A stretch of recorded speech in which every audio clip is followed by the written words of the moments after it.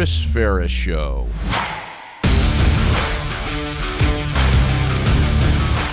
Welcome back to the Chris Ferris Show. We are jacked about today's conversation. Of course, this is just a 15-minute podcast where we take time to pour into you guys and to do the best we can to give you the tools that you need to become the healthiest version of yourself. Now, we don't pretend for a second that you're going to find health and wholeness in 15 minutes, but what we are trying to do is give you every tool that you need to help build your marriage, to 10x your life as a father, as a wife, as a husband, as a business leader in the community, as a son, a brother, whatever the case may be. We all know this to be true. We say this often on the show. You can't give away what you don't have the capacity to give. In fact, trying to give away what you don't have the capacity to give is what leads to so much resentment and frustration and interruption of our peace in our lives. We all know this to be true. If all you have is a hammer, everything you see is going to be a nail. And we all know that it takes more than a hammer and a nail to build a house. And it's going to take more than 15 minutes to change and transform your life. But we do believe that we are giving you some tools here to help you start the journey. Now, here's the deal. Today is going to be a good one. I love this conversation because it's something that I've dealt with in my life, and I just believe most, if not all people at some level deal with this. We're talking today about how do we deal with and interrupt anger in our life? How do we deal with and interrupt anger that we have in our life? What I want to do today is I want to lay a platform, right? I want to lay a platform that I think is going to help us understand what anger is and where it comes from. We're going to talk a little bit psychology, but I'm going to show you some principles. We're going to look at some things scripturally, some things that God has to say about it. But what I want to do first is I want to just unpack what we're going to just lay as two definitions, two different types of anger that we have, that we can experience as an emotion in our life. And so I want you to journal these out, and I just want you to process through this. When we're done with this conversation, you go back, process. You're going to have some time to inventory what this looks like for you. But I want to talk about, first of all, the first type of anger that we can experience in our life is what we're going to refer to today as rational anger. We're going to call it rational anger. Now, I don't know that you're going to find this in some clinical psychology book. I don't know. This is just a definition. We're just a working definition for us today. And I think it'll make sense here in just a moment. Rational anger, or we could refer to it maybe as righteous anger, because the Bible says, be angry and sin not. Be angry and sin not, which means there is some form of anger that we can experience, an emotion that we can feel, that is not a sin or doesn't lead to sin. And so here's what rational anger is going to be defined as. Rational anger is when I am angry for a person who is helpless and needs somebody to step in and defend them. It's anger that I have for somebody who cannot defend themselves or they're helpless, and I'm angry for them. And it empowers me to do something to help them, to make a difference, right? So we see humanitarian actions being taken all the time around the world from people who find themselves being angry for a certain group of people who are maybe being oppressed or abused. And so they start a movement to try to help bring change, hope and change to their life, to get that helpless person out of that situation and to set them on a course to health and wholeness. That's a rational anger. We maybe experience that for our children or someone else's child who is in an abusive home, and it empowers us to act. We're angry for them. We want to do something to try to help them. That is a good, righteous, healthy, and rational anger. The other type of anger, though, is what we're going to refer to as irrational anger. Irrational anger. Now, be patient with us as we kind of work through this, because I don't want to come across offensive, and I don't want you to think that I'm downplaying anything that has been done to us, how people have hurt us and violated us. We're going to get into that in just a moment. But irrational anger would be what we would call anger at or towards a person for something that they did to us. They violated a boundary. There was an expectation that was broken or went unmet. We're going to refer to that as irrational anger, and here's why. Irrational anger has the tendency, when it's fully developed or in the developmental process, to lead us into resentments, to lead us into what we would consider irrational or disproportionate hate, and eventually, once it's fully matured, even into revenge. This is the anger where somebody, perhaps in a relationship, somebody violated a boundary. They stepped outside of a marriage and they cheated in the relationship, and that expectation was broken or it went unmet. There's anger towards that person, right, for what they did. There's anger that we have. Well, if that anger isn't interrupted or dealt with, a lot of times it matures into disproportionate hate, and then eventually it becomes something that is, we turn it into revenge. This is why you see things happening out of jealousy in relationships.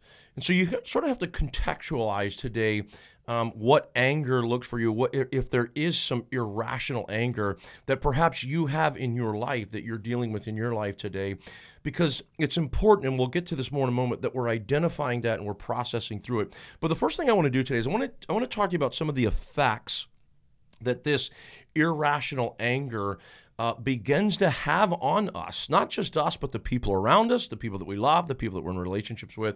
What are some of the negative effects that this irrational anger can have once it's developed and it's matured and into maybe even to that place of revenge? How does this affect us? Well, first of all, it puts us in a position to be easily triggered. We find ourselves being easily triggered. And by the way, sometimes by really stupid or silly things. Because we're living in this constant state of anger, the resentment is there, the disproportionate hate and irrational emotions that we have towards this person, we're easily triggered by other things, right? So this is part of the evaluation and inventorying process is, do I find myself being easily triggered by things that probably shouldn't be triggering me? The second effect that this anger can have on us is that it becomes an interruption to our peace. It becomes an interruption to our very peace. In fact, we're living more in stress, chaos, insanity. There's just not a lot of peace. Oftentimes, that peace is interrupted in our own sleep, right? We're caught up in this thing. This anger interrupts even our sleep patterns. And so not only is it something that we find ourselves being easily triggered, but we also find ourselves in these moments of interruption in our peace. Number 3, it leads to abusive behavior. Now, there's a lot of different types of abuse, and so we got to unpack this one because it's not just, sometimes people think, well, I'm not physically abusing somebody, so I'm not an abuser. Well, there is mental abuse and there is emotional abuse. In fact, lots of people who live in an active state of anger have a tendency to become an emotional predator. And an emotional predator is somebody who's forcing somebody else to feel what they're feeling, and it's something that they do in a very forceful and oftentimes hateful, unkind way. And so we become abusive sometimes in our behavior. We become physically abusive. So if you have that tendency, I can tell you it's rooted in some anger. We become emotional or mentally abusive to the people around us. And we start to abuse and sabotage relationships out of that anger. Which lastly, number 4, leads to unhealthy relationships. Our relationships begin to destruct, they begin to dismantle around us because of these behaviors. And so I think it's really important that we're evaluating this because a lot of people deal with this. In fact, I'm talking to people right now who have dealt with this for a greater portion of their life, and they've never learned how to really rise above it. It's always been that monster that they've had to deal with. So let's talk about, what do we do about this? What are some steps that we can take to identify this, and what are some steps that we can take to interrupt it? And so I want you to journal this out. The very first thing that we're going to do is we're going to identify the anger. We're going to take an opportunity, and this is super important, to become rigorously honest about the fact that we are angry. We're an angry person. So we may hear people say it. We don't pay attention because we don't like to hear those negative things. Our brain, we don't have a capacity to really focus in or think about those things that are negative. It's not something that we do intrinsically right, and so we don't want to give that a lot of attention. But this is where it takes you taking an honest inventory of your life and really becoming rigorously honest about the fact, hey, I've got some anger. It starts here.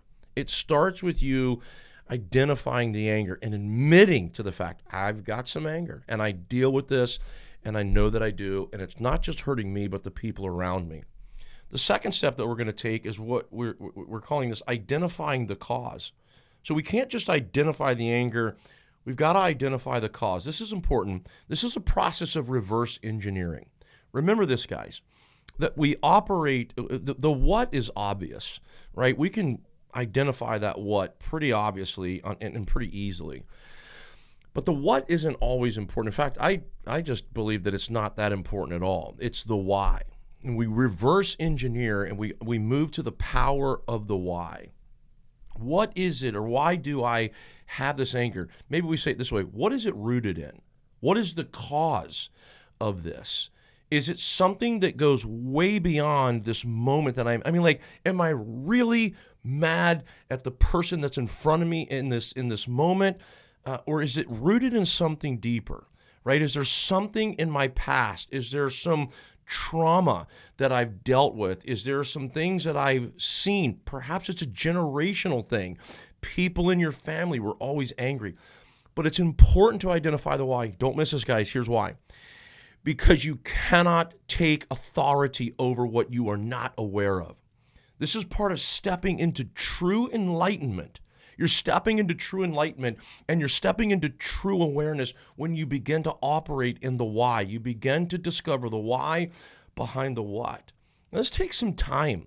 This takes a real intentional moment of you maybe manually accessing some of those memories.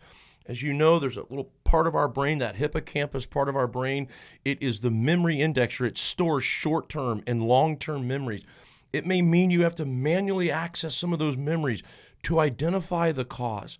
But I want to encourage you and challenge you to go beyond the moment that you're in right now, the moment of anger that you're feeling right now.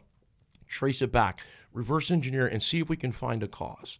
This is important because when you find the cause, what is on autopilot right now, you'll eventually feel rising up in you, and you'll have the power to take authority over it. The third thing that we're going to do is we're going to provide an interruption. This is so important. We're going to provide an interruption. Now, the first step that we're going to take in providing this interruption is we're going to start with a pause. Now, this is counterintuitive to irrational anger because irrational anger says lash out, defend, go in defense mode, attack, conquer, right? That anger, that irrational anger is all about taking action, not about pausing. But what do we know to be true? If my anger has become irrational, that means my emotions are irrational and out of control. I'm not responding, I'm reacting. So we're reversing the order in this, right? We're operating, we call this the power of the pause. I'm going to take a moment and I'm going to pause. Now, as I'm pausing, what's the next thing I'm doing? I'm going to harness in the emotion. Remember this, guys. What I feel isn't always what is real. What I feel isn't always what is real. If I identify what I'm feeling as not being real, then I'll be able to interrupt making something up or creating something that isn't real and turning it into just a catastrophe. And so I'm going to harness in the emotion. I don't want the emotion to tell me what to feel. I want the principle to decide, and that's number 3. As I'm harnessing in the emotion, then I'm going to ask, what is the principle here that's going to make this decision for me? So you're harnessing in the emotion and you're invoking the principle. The principle will decide. We call this living principle over personality. This is how you provide the interruption. And then lastly, perhaps most importantly, we're going to heal from the trauma. We're going to heal from the trauma. Now, the reason that this is last is because I want to speak into this for just a second. You cannot do this on your own. You cannot do this on your own. If you could fix what was broken, if you could reconnect what was disconnected on your own, you'd have already done it. Nobody likes to live this life of chaos and insanity. So you can't do it on your own. You have to bring a specialist in, a behavior specialist, a mental health coach, a good psychologist, a therapist. You're going to bring into the conversation to walk you through the process of being able to heal from this trauma. Remember, Every outward behavior is just a manifestation of an inward brokenness or disconnect. So today's behaviors become tomorrow's patterns. Tomorrow's patterns set the course for our future.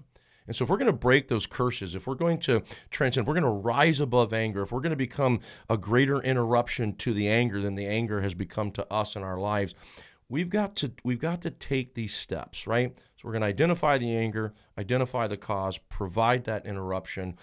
But most importantly, we're going to find a way to heal from the trauma. Make that a priority. Receive this, guys. Believe it, because I believe these are the steps right here that can move us into an entirely new way of living. Where once before anger was destroying everything we had, we're now, it's no longer holding us hostage. We're controlling it, and we're also controlling the direction of our life. God bless. We'll see you next time.